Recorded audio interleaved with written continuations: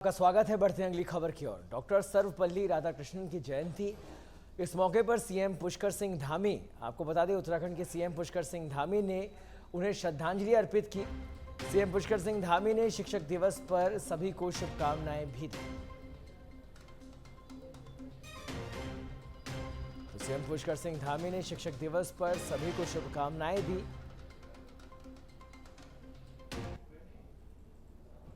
उन्होंने x post पर लिखा, देश के पूर्व राष्ट्रपति, महान शिक्षाविद व विचारक डॉक्टर सर्वपल्ली राधाकृष्णन जी को विनम्र श्रद्धांजलि। डॉक्टर राधाकृष्णन जी द्वारा शिक्षा के क्षेत्र में किए गए अभूतपूर्व कार्य को हम सभी याद करते हैं। इस मौके पर सभी को शिक्षक दिवस की उन्होंने शुभकामनाएं दी।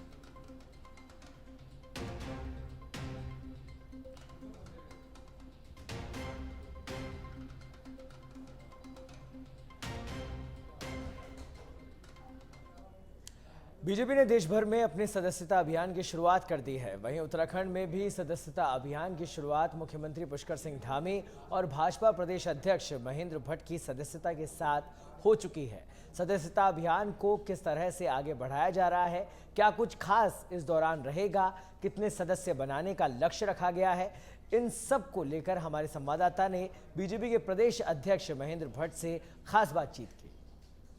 उत्तराखंड में भाजपा सदस्यता अभियान चला रही है और किस तरह से ये सदस्यता अभियान आगे चलेगा, कितने दिनों तक चलेगा और क्या लक्ष्य रखा गया है, ये जानते हैं। हमारे साथ प्रदेश अध्यक्ष हैं महेंद्र भट्ट जी। उन्हीं से जानते हैं कि सर, पहले तो सदस्यता अभियान जो है आपने शुरू किया है, किस तरह से ये शुरुआत हुई है और कब तक ये चलने वाला है? देखिए, भारतीय जनता पार्टी लोकतांत्रिक पार्टी है और लोकतांत्रिक पार्टी के अंदर हमारे 6 वर्ष के अंदर पार्टी की नई मेंबरशिप शुरू करते हैं। यहाँ तक कि पूर्व के भी जो हमारे सदस्य रहते हैं उनकी भी सदस्यता शून्य पर आ जाती है। और ये लोकतांत्रिक दल के अंदर पार्टी के कार्यक्रमों पर विश्वास व्यक्त करते हुए, पार्टी के सरकारों पर विश्वास व्यक्त करते हुए कार्यकर्ता पुनः सदस्यता लेने के लिए प्रेरित होता है। प्रधानमंत्री की सदस्यता के बाद कल विधिवत रूप से मुख्यमंत्री की सदस्यता हुई और आज सभी जनपदों के अंदर सदस्यता की लॉन्चिंग है। कल मंडलों के अंदर भी सदस्यता लॉन्चिंग होगी। मंडलों में हमारे जो ब्लॉक प्रमुख हैं, जिला पंचायत सदस्य हैं, ग्राम प्रधानगण हैं, ऐसे सब लोगों को सदस्यता दिलाई जाएगी। और 6 से लेकर 25 तारीख तक हमारा प्रत्येक बूथ पर सदस्यता का सघन कार्यक्रम चलेगा। पार्टी के अंदर कोई भी चुनाव लड़ना हो और पार्टी के अंदर आगामी दिनों में जो संगठन चुनाव होंगे उसमें दायित्व प्राप्त करना हो, उसके लिए सक्रिय सदस्यता बहुत अनिवार्य है। और सक्रिय सदस्यता वही बनेगा जो 100 प्राथमिक सदस्य बनाएगा। उस सीमा से हम आगे बढ़ रहे हैं और हमने लक्ष्य दिया है कि 18 वर्ष से ऊपर के जो भी मतदाता हैं, हम सभी मतदाताओं पर प्रयास करेंगे भारतीय जनता पार्टी से उनको जोड़ सकें। अगर आपने जिस तरह से कहा है कि 18 साल से जितने भी ऊपर है उनको आप जोड़ेंगे, तो पिछली बार अगर जब आपकी सदस्यता थी कितने थे और अब कितने लक्ष्य आपने रखे? 2 बार 2014 में 10,07,000 कुछ हमारे मेंबर बने थे। इसी प्रकार जब 19 की सदस्यता हुई उसमें भी 10 लाख से ऊपर हमारे नए सदस्य बने। तो 20 लाख हमारे सदस्य पिछले समय में बन चुके हैं। अभी हमारा लक्ष्य इससे ऊपर का है और मैं कह सकता हूँ कि हमने उस दिशा में प्रयास कर दिए हैं, प्रारंभ कर दिए हैं।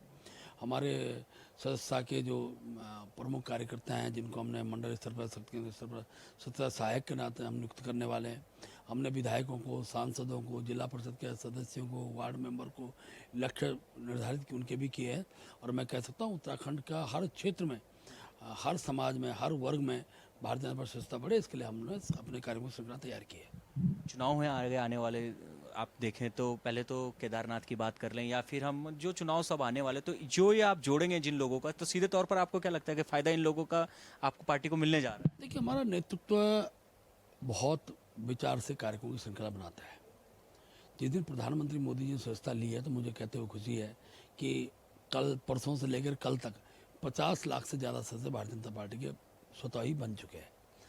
ये क्रम हमारा बढ़ेगा और जब सदस्यता बहुत निचले बूथ स्तर तक होती है, समाज हर वर्ग को जोड़ा जाता है, उसका लाभ निश्चित रूप से हमको जब भी चुनाव होते, चाहे स्थानीय निकाय के चुनाव हों, चाहे पंचायत के हों, चाहे विधानसभा, उसमें हमको लाभ होता है।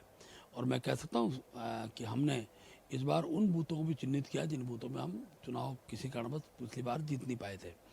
उन बूथों को मजबूत करना, समाज के हर वर्ग को जोड़ना, इस भाव के साथ हमारी सदस्यता का इस बार बहुत एक प्रकार से मैं कहता हूँ कि एक सबको साथ लेकर चलने का हमने अपना कार्यक्रम की रचना तैयार की है और उसका अच्छे परिणाम आएंगे। विपक्ष कह रहा है कि एक तरफ तो इतने सारे जो हैं घटनाएं प्रदेश में हो रही हैं, महिलाओं के साथ बात करें, अन्य चीज़ों की बात करें, और दूसरी तरफ भाजपा जो है वो सदस्यता अभियान चला रही है। नहीं, उनके यहाँ तो सदस्यता का विषय बनता नहीं है। वहाँ तो जो एक बार बन गया आजीवन है, या छोड़ गया तो कोई पूछताछ नहीं है। देखिए, लोकतांत्रिक दल है, वो परिवार से चलने वाला दल है, हमारा कार्यकर्ताओं से आधारित संगठन है और उनको हमारे संगठन के महत्व को, हमारे संगठन पर्व के बारे में कोई जानकारी लेने की आवश्यकता भी ना वो ले सकते हैं, ना उस दिशा में चल सकते हैं। मैं कह सकता हूँ कि जहाँ तक सरकार का विषय, सरकार ने हर प्रकार के अपराध को एक प्रकार से कठोरता से उस पर अंकुश लगाया है। जो भी अपराधी है तत्काल जब संज्ञान आता है, चाहे बीजेपी के अंदर, मैं ये नहीं कह सकता कि जो सबसे बड़ी पार्टी इतने बड़ी संख्या में जिसके सदस्य बन रहे हो, कब किस पर कौन सा आरोप लग जाए, एक पक्ष है, लेकिन उसकी भी जांच, उसके लिए सब प्रकार की एजेंसियों से उनकी जांच कराना, उनकी गिरफ्तारी तक होना, दोषी होने पर गिरफ्तारी होना, ये सब काम हुआ है। और उसका कारण है कि उत्तराखंड के अंदर अपराध, अगर हम कांग्रेस शासित राज्यों की तुलना हम करेंगे तो हमारे राज्य में फिर भी एक प्रकार से शांति का माहौल है। ये ठीक है, पिछले दिनों जो घटनाएं हुई हैं उन घटनाओं पर मुख्यमंत्री ने बहुत कठोरता से उसमें एक्शन लिया है, कानून व्यवस्था की समीक्षा भी की है और आगामी दिन सरकार की स्थिति निर्माण हो उसके लिए सब लोग प्रयास होते हैं। महेंद्र भट्ट जी, जिस तरह से लगातार जो है सदस्यता अभियान भाजपा चला रही है और लक्ष्य भी दिया गया है, सभी को कहा गया है कि अगर आप लोग 100 लोगों को जोड़ते हैं तो वो पार्टी के लिए भी बहुत अच्छा होगा, और सदस्यता अभियान से आने वाले दिनों में भाजपा को भी एक मजबूती, और जो चुनाव आने वाले हैं उन चुनाव में भी एक परिणाम जो है वो सामने दिख रहा है। मेरे सहयोगी राहुल के साथ में योगेश सेमवाल, सच बेधड़क, देहरादून। बद्रीनाथ से विधायक लखपत बुटोला ने आज कांग्रेस मुख्यालय में प्रेस वार्ता की, जिसमें उन्होंने बद्रीनाथ में आपदा ग्रसित क्षेत्रों को लेकर चिंता जताई। उन्होंने कहा कि उत्तराखंड अभी आपदा से प्रभावित है, चमोली के अधिकांश सड़कें ग्रसित है, फिर भी सदन में हमें आपदा को लेकर बोलने का मौका नहीं दिया गया। उन्होंने कहा कि हिमाचल सरकार ने पहल शुरू की, विधायक, मंत्री और मुख्यमंत्री अपने 6 महीने का वेतन आपदा के लिए देंगे। उसी तर्ज पर कई अनुरोध करता हूं कि सरकार से 2 महीने का वेतन आपदा में देने की कृपा करें। लखपत बुटोला ने बताया कि उन्होंने विधानसभा अध्यक्ष को पत्र लिखा है कि उनकी 6 महीने का बढ़ा हुआ वेतन आपदा ग्रसित क्षेत्रों के लिए देना चाहते हैं।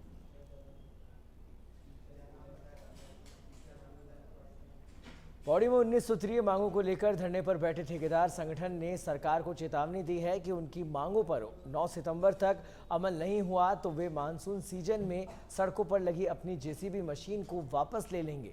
साथ ही आपदा के दौर में किसी भी तरह का कार्य नहीं करेंगे। दरअसल ठेकेदार संगठन बड़ी निविदाओं को छोटी छोटी निविदाओं में बदलने की मांग सरकार से कर रहा है। ठेकेदार संगठन ने कहा कि बड़ी निविदा रसूखदार और ए ग्रेड ठेकेदारों के लिए है, जिसमें सभी बाहरी राज्य या शहरों के ठेकेदारों को ही बड़ी निविदाएं मिल रही है। ऐसे में पहाड़ी जिले में छोटे ठेकेदारों को विकास कार्य के टेंडर्स नहीं मिल पा रहे हैं, जिससे उनकी आर्थिक स्थिति डगमगा गई है। लिहाजा बड़ी निविदाओं को छोटी निविदाओं में बदलने और रॉयल्टी घटाने समेत 19 सूत्रीय मांगों को लेकर ठेकेदारों का धरना बीते 1 सप्ताह से लोक निर्माण विभाग कार्यालय के बाहर जारी है। बहिष्कार को ठेकेदार निविदा नहीं ले रहा है। जो प्रदेश सरकार की नीति है, बड़े टेंडर लगा रहे हैं, अब भारी लोगों को टेंडर दे रहे हैं। यहाँ से जो पलायन हो रहा है, छोटा ठेकेदार यहाँ से भाग रहा है क्योंकि उनको काम नहीं मिल रहा है। तो उन्होंने पहाड़ में क्या करना है, पहाड़ की स्थिति है, एक रोजगार का संसाधन है ठेकेदारी।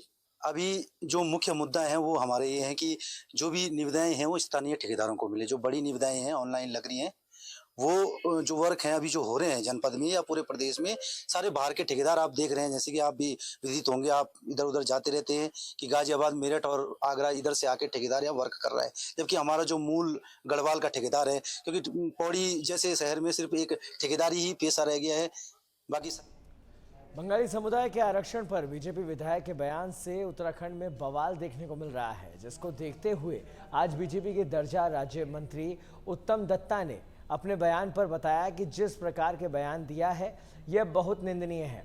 उनको सबके सामने माफ़ी मांगनी होगी, नहीं तो हम सब बंगाली भाई प्रदर्शन करने को बाध्य होंगे। दूसरी ओर कांग्रेस नेता अर्जुन विश्वास ने अपना मत रखा कि ऐसे भाजपा के विधायक को सबके सामने माफ़ी मांगनी पड़ेगी। हम सब लोग ऐसा कभी बर्दाश्त नहीं करेंगे। अगर माफ़ी नहीं मांगी तो पूरे राज्य में प्रदर्शन करेंगे। भारतीय जनता पार्टी की सदस्यता अभियान कार्यक्रम के हरिद्वार जिले में भी लॉन्चिंग की गई। हरिद्वार के जगजीतपुर स्थित भाजपा जिला कार्यालय में आयोजित कार्यक्रम में लोकसभा सांसद त्रिवेंद्र सिंह रावत जिले के पहले सदस्य बने और इसके बाद सैकड़ों कार्यकर्ताओं को सदस्यता दिलाई गई। बीजेपी इन दिनों सदस्यता अभियान चला रही है। इस सदस्यता अभियान के माध्यम से हम तमाम नए वर्गों के बीच जाते हैं। कुछ इस दौरान जो पार्टी की सदस्यता के पात्रता के योग्य हो जाते हैं, जैसे हमारे बच्चे हैं, कोई 15, 16, 17 साल का बच्चा है तो कम से कम आयु 18 साल होना चाहिए। यानी तमाम लोगों से बातचीत करके और पार्टी के बारे में भी उनको बताते हैं, उनको समझाते हैं। अगर किसी के मन में कोई दुविधा है तो कार्यकर्ता जब उनके पास जाकर के उनको मेंबर बनाता है। मुख्यमंत्री पुष्कर सिंह धामी ने देर रात कई आईएएस और पीसीएस के ट्रांसफर किए। इन्हीं में देहरादून के जिलाधिकारी को भी बदला गया है। देहरादून में जिलाधिकारी सोनिका को हटाकर आईएएस सविन बंसल को जिलाधिकारी बनाया गया है। नवनियुक्त जिलाधिकारी सविन बंसल ने जिलाधिकारी कार्यालय पहुंचकर कार्यभार संभाला। सविन बंसल 2009 बैच के आईएएस अधिकारी हैं। पदभार संभालते ही मीडिया से रूबरू होकर अपनी प्राथमिकताएं बताई। केदारनाथ विधानसभा सीट के उपचुनाव की घोषणा होना अभी बाकी है, लेकिन राजनीतिक दलों ने अपनी तैयारियां शुरू कर दी है। केदारनाथ विधानसभा उपचुनाव भाजपा और कांग्रेस दोनों ही दल इसे चुनौती के रूप में देख रहे हैं। प्रदेश में हाल ही में बद्रीनाथ और मंगलौर विधानसभा सीट पर हुए उपचुनाव में भाजपा को हार का सामना करना पड़ा है। ऐसे में भाजपा के लिए यह चुनाव बड़ी चुनौती है। हालांकि भाजपा अपनी जीत का दावा कर रही है।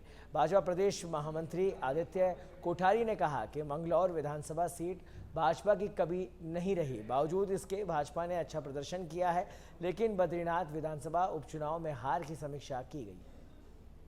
देखिए, प्रत्येक चुनाव में चुनौती तो रहती है, ये स्वाभाविक है, लेकिन कांग्रेस पार्टी गलतफहमी में है। हमने मंगलौर विधानसभा का चुनाव 422 वोट से हारे हैं, लेकिन यही मंगलौर विधानसभा से लोकसभा चुनाव 2024 में हम 23,000 वोट पीछे थे। हम 23,000 से घट करके 422 पर आए हैं। वहां हम हारे नहीं, वहां हम जीते हैं।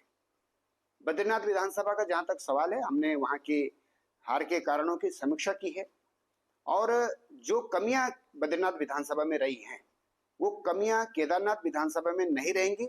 इस बात के लिए पार्टी ने पूरी रणनीति बनाई है और केदारनाथ विधानसभा को हम भारी बहुमत के साथ में चुनाव जीतेंगे। वहां का कार्यकर्ता कमर कस चुका है। स्वास्थ्य विभाग की ओर से हर साल 25 अगस्त से 8 सितंबर तक नेत्रदान को लेकर जागरूकता पखवाड़ा चलाया जाता है। उत्तराखंड के सबसे बड़े मेडिकल कॉलेज अस्पताल दून अस्पताल में भी यह जागरूकता पखवाड़ा चलाया जा रहा है, जिसके तहत लोगों को नेत्रदान के लिए प्रेरित करने का काम चिकित्सक कर रहे हैं। नेत्र विशेषज्ञ और दून मेडिकल कॉलेज में विभागाध्यक्ष डॉक्टर शांति पांडे ने कहा कि सभी लोगों को इसके लिए जागरूक होना जरूरी है, तभी हम उन लोगों की आंखों में रोशनी ला सकते हैं जिन्हें इसकी बहुत ज़्यादा ज़रूरत है।